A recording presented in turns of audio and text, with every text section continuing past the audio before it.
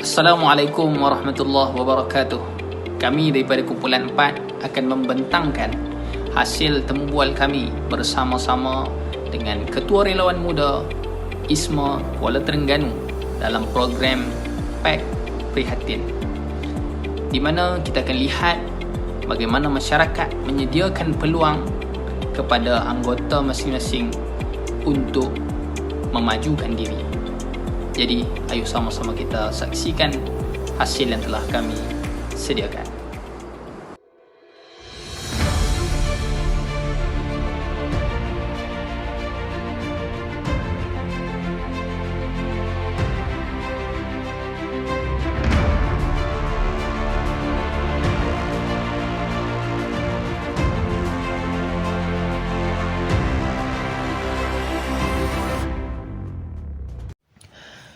Ikatan Muslimin Malaysia ataupun ISMA secara asasnya ditubuhkan untuk memperjuangkan hak dan kepentingan umat Islam di Malaysia. Sebagai organisasi yang bergiat aktif di dalam aktiviti dakwah bagi menangani gejala-gejala sosial dan menerapkan penghayatan kehidupan Islam dalam sehari-harian, ia juga bertujuan untuk menyatukan orang Islam di Malaysia di bawah sebuah pertubuhan yang melaksanakan segala bentuk aktiviti dan program dalam bidang kebajikan, sosial, ekonomi dan pendidikan ke arah pembentukan peribadi Muslim yang berwibawa dan bertanggungjawab terhadap agama, bangsa dan negara.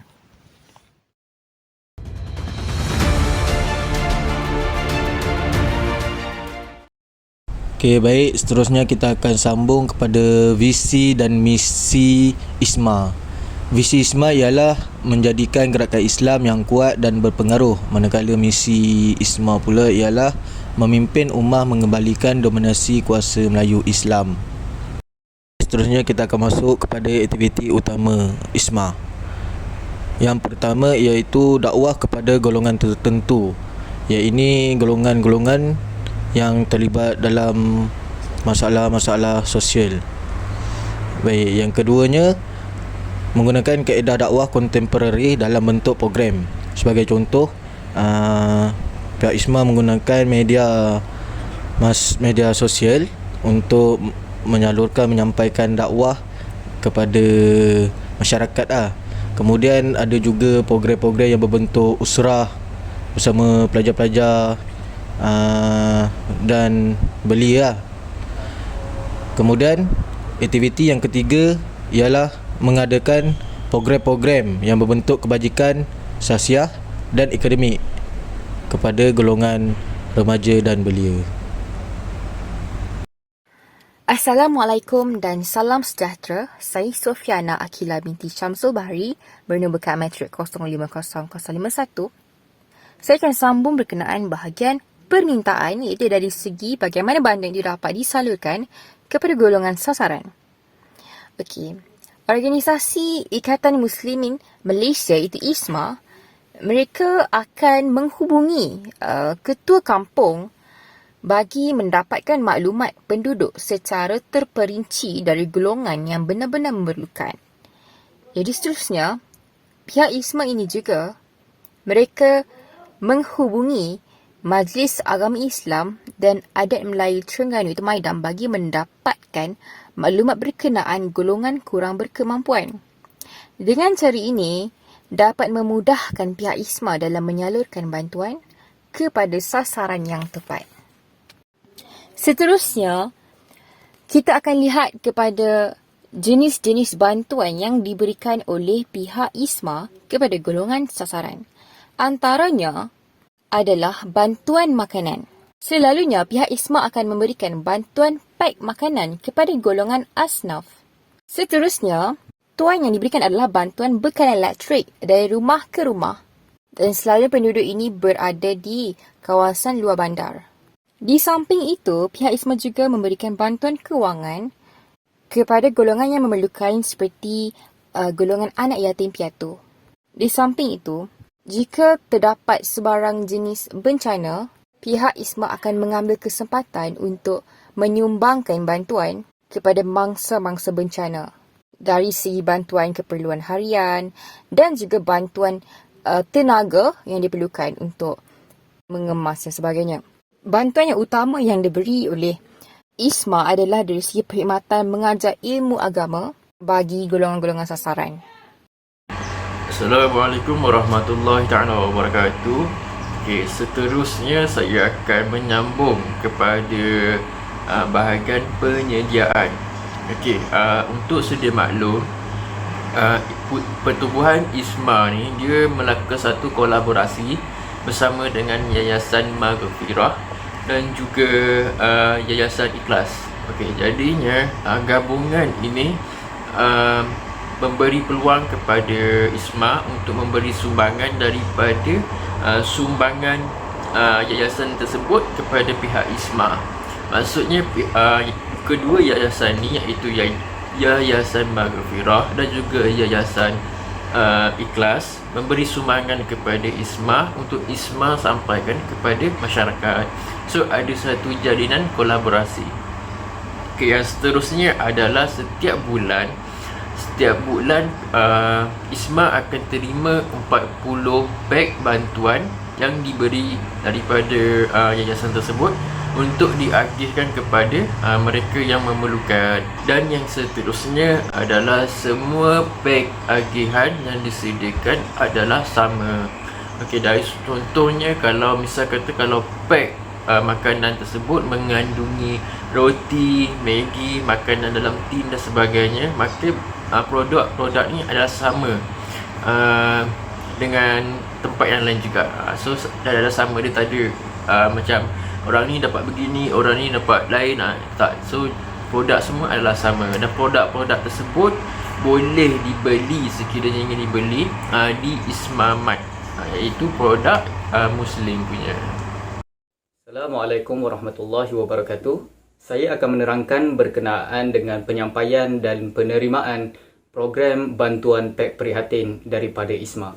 Seperti yang kita sedia maklum, ISMA menerima barangan bantuan ini daripada dua buah yayasan, iaitu Yayasan Maghfirah dan juga Yayasan Ikhlas. Namun begitu, ISMA sendiri menjadi badan yang menyampaikan bantuan ini kepada golongan yang memerlukan di bawah nama program pek prihatin.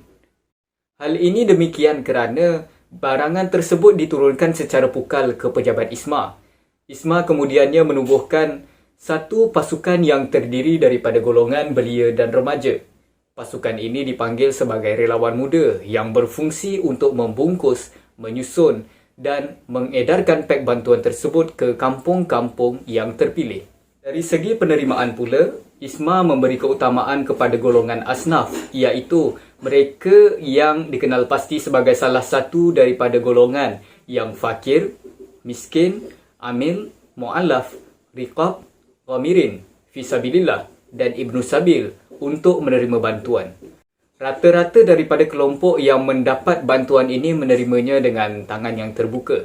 Malah program sebegini digalakkan lagi oleh ketua-ketua kampung yang menjadi sasaran. Bismillahirrahmanirrahim. Saya Ahmad Husaini Izzuddin bin Abdul Rani, matrik 050708, di mana saya akan meneruskan pada bahagian penilaian dan pemantauan. Okey, untuk pertubuhan ISMA ni, bila mana dia melakukan satu-satu aktiviti kebajikan ataupun satu-satu program dengan masyarakat, sudah semestinya dia ada peringkat penilaian dan pemantauan, di mana dari penilaian tersebut mereka akan nilai sama ada keberkesanan program yang mereka buat sejauh mana mendapat tempat untuk merubah satu-satu masyarakat tersebut kepada yang lebih baik. Okey, jadi dengan cara macam mana ISMA terapkan adalah dengan menjalinkan ataupun berhubung dengan ketua kampung satu-satu kawasan bagi memudahkan untuk pihak ISMA mendapat maklumat daripada ketua kampung berkenaan dengan masyarakat yang hendak diberi bantuan ataupun dijalankan program. Jadi setelah program dilaksanakan, jadi pemantauan turut dilaksanakan juga melalui ketua kampung, di mana update daripada ketua kampung mengenai program yang telah dijalankan sama ada masyarakat dapat manfaat yang yang boleh memberikan mereka maju ke hadapan ataupun sebaliknya. Okey. Yang seterusnya adalah antara kampung-kampung yang ISMA telah sasarkan untuk menjalankan program adalah yang pertama, Taman Perubahan Gom Badak. Yang kedua, Kampung Pak Tijah di Tok Jembal. Yang ketiga, Kampung Baru Tepuh. Yang keempat, Kampung Padang Hangus. Dan yang terakhir adalah Kampung Pulau Musang. Terima kasih. Kesimpulannya, Ikatan Muslimin Malaysia merupakan sebuah gerakan Islam yang tidak mengikut mana-mana petunjuk parti politik. Ia merupakan sebuah organisasi yang meletakkan kepentingan Islam dan umatnya di tempat yang selayaknya. Melalui pelbagai aktiviti dakwah dan kebajikan yang dilakukan, ia diharapkan dapat membentuk sebuah masyarakat yang mencintai dan memperkasakan Islam dari pelbagai aspek seperti sosial, ekonomi, budaya dan politik. Dalam masa yang sama, ISMA juga dapat membantu masyarakat, khususnya orang Islam, dari segi kebajikan dan aspek kemanusiaan demi kesejahteraan bersama.